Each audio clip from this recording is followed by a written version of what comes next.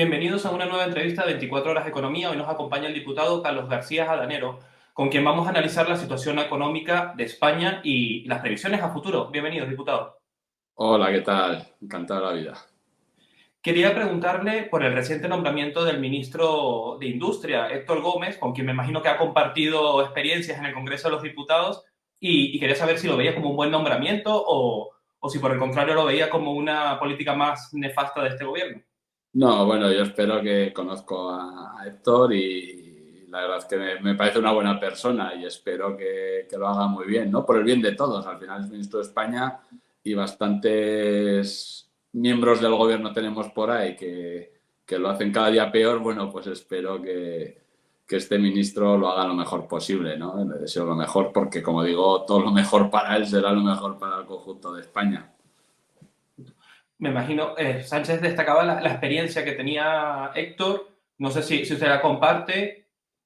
Bueno, al final, a ver, es un nombramiento político, ¿no? Esto lo que está claro es que es una persona política, ha sido portavoz del Grupo Parlamentario Socialista, pero sí tengo que reconocer, desde luego, mi experiencia con él, que en el trato personal, etcétera, pues es una persona pues muy amable y muy afable. Y en ese sentido, bueno, pues en este mundillo, la verdad que por desgracia cada vez se ve menos este tipo de personas.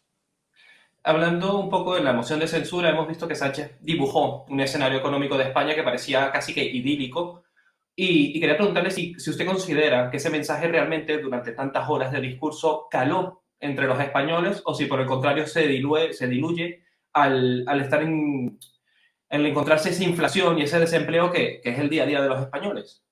Claro, yo creo que el tema económico es muy complicado que cale la bonanza del tema económico cuando cada uno en su vida se ve afectado, ¿no? Entonces, tú puedes engañar o puedes maquillar datos pues, con la deuda, incluso con la inflación, con mil cosas puedes decir, dar unos datos que puedan parecer positivos, pero luego, ¿qué ocurre? Que cada uno en tu casa te encuentras con tu realidad. Entonces, cuando tú vas a hacer la compra por muy bien que te hayan dicho que está España, si te cuesta 20 euros más de lo que te costaba antes, o 30, 40 o lo que sea, si la hipoteca cada vez te cuesta más, cada vez pagas más y por lo tanto cada vez tienes menos dinero a final de mes y cada vez te puedes pegar menos alegrías, por decirlo así, pues evidentemente tú vas a hacer el discurso que te dé la gana, que cada españolito en su casa es consciente de que su situación económica en líneas generales, bueno, a todos nos ha empeorado, ¿no? Pero porque al final a todos nos sale la compra más cara. Hay gente que lo puede llevar mejor, pero evidentemente la inmensa mayoría de los ciudadanos pues tiene que mirar mucho ahora en qué gasta el dinero para poder llegar a fin de mes. Y eso es una realidad que puede estar horas hablando Sánchez que no la puede limitar. Desde Calviño decía que en su supermercado, en cambio, los precios habían bajado. No sé si usted conversando con ella le ha dado el nombre del supermercado, por lo menos la dirección. Sí, la verdad es que desde luego no he hablado con ella, pero yo creo que esas palabras fueron insultantes, ¿no? O sea, primero estás diciendo a la gente que es tonta y que no sabe comprar, y segundo es mentira, porque es que no hay nadie que en este momento compre más barato, excepto Calviño, parece ser que eso evidencia que no va a hacer la compra ella, que cualquiera, ¿no? Cualquiera que vamos a hacer la compra, pues es que lo ves. Pero además es un comentario habitual en los supermercados, ¿no? Cuando estás en la cola pagando y tal, pues todo el mundo lo comenta. Oye, pues antes, joder, cuando le dan la cuenta, ¿no? Tanto. Dice, pues si antes compraba esto y era X, o antes llenaba el carro y ahora no lo lleno, etcétera. Pero son conversaciones habituales de cuando vas a hacer la compra. Vas a que Calviño, yo creo que hace años que no he ido a hacer la compra. No sé si tiene o maneja previsiones de un poco cómo puede terminar este año la economía española siguiendo lo que han sido las políticas del gobierno. No, previsiones, bueno, previsiones lo que estamos viendo es que fallan todas, ¿no? Que al final...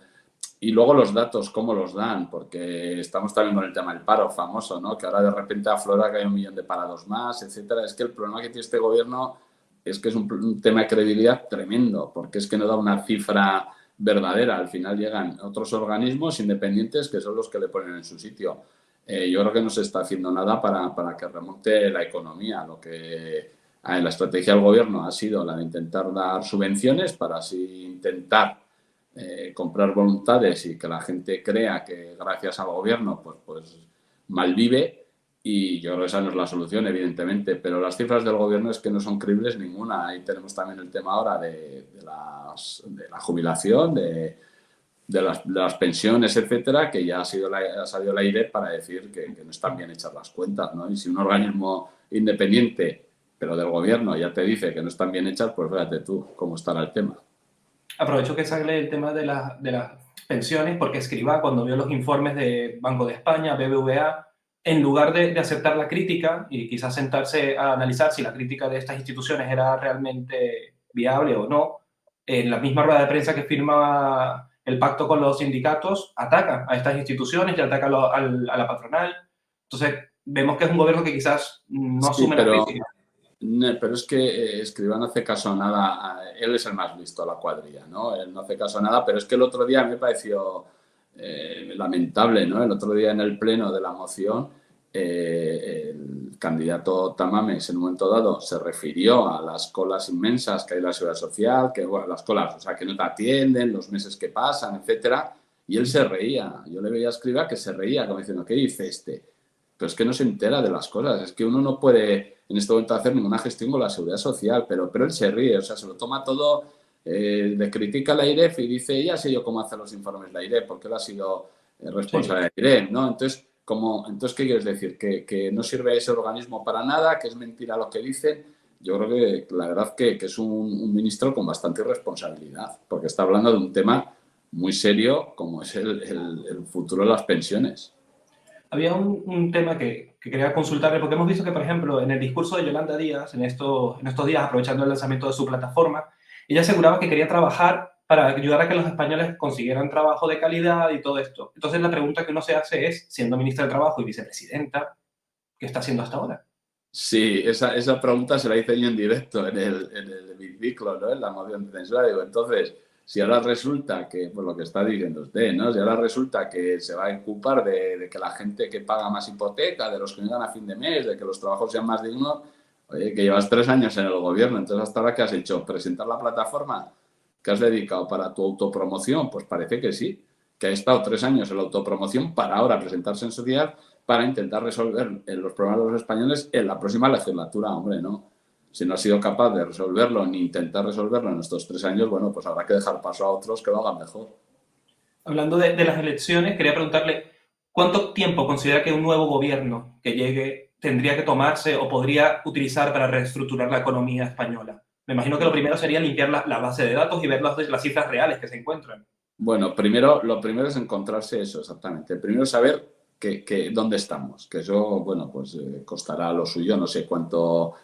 Hoy en día la verdad es que los datos es fácil tenerlos, ¿no? Pero primero dónde estamos y a partir de ahí poner soluciones. Pero yo creo que solo ya un nuevo gobierno de centro derecha con las ideas claras y con sensación de estabilidad y de que no se va a entretener en otras cosas, pues yo creo que ya solo con eso puede dar un impulso importante a la credibilidad y por lo tanto a la creación, a la inversión y a continuación a la creación de empleo. No sé si hay algunas leyes que usted considere que sean fundamentales para esta etapa, esta nueva etapa, que tendrían que eliminarse o por lo menos modificarse. Bueno, eliminarse leyes, es que no nos daría tiempo en el programa a decirlas, pero bueno, hay leyes que están en boca de todos que han sido un desastre, un auténtico despropósito y que por lo tanto hay que eliminarlas seguramente. Y a veces cuando se habla de modificar no se entiende bien porque parece que quieres quedarte con la ley. Bueno, es que la legislación, si has cambiado respecto a lo que había anteriormente, pues tienes que modificarla porque hay cuestiones que si no quedarían en un vacío legal. Por lo tanto, pero que hay que darle vuelta a un montón de cosas es evidente. Hemos visto en el caso de Italia en los últimos días de que hay un plan fiscal importante para poner, por ejemplo, el IVA en cero y reducir el IRPF en 3 tramos, de 4. Y es una medida que recuerda mucho lo que estaba intentando hacer Madrid, Andalucía, esa reducción de impuestos y que el gobierno cargó contra ellos. No sé si considera que el gobierno, para mantener toda esta gran maquinaria y todo esto que han montado este gobierno, comprar voluntades, necesita de aumentar siempre esa carga fiscal sobre empresarios y trabajadores. Hombre, es evidente, ¿no? El gobierno está recaudando muchísimo. O sea, cuando todo el mundo está que no llega a fin de mes, el gobierno está recaudando más que nunca, ¿no? Eso es porque, lógicamente, está sangrando a impuestos a los ciudadanos y lo hemos visto con la subida de la inflación disparada, que no se ha querido, el IRPF no se ha querido deflactar la tarifa y por lo tanto el poder adquisitivo de las familias ha caído en picado. Hay un montón de cosas, lo vimos con los impuestos de la gasolina, etcétera, o sea, con muchas cosas que no se quiere modificar y con los productos básicos, etcétera, y el gobierno está recaudando más que nunca.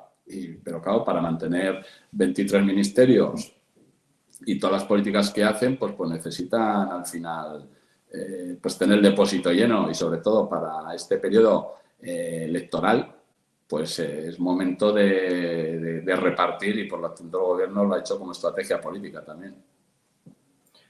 Justamente al manejar tanta cantidad de dinero y tener que estar, eso que decimos, distribuyéndolo, en las últimas semanas también hemos visto que han estallado muchísimos casos de corrupción y el caso Mediador ha sido uno de los más controvertidos que ha afectado directamente al Partido Socialista.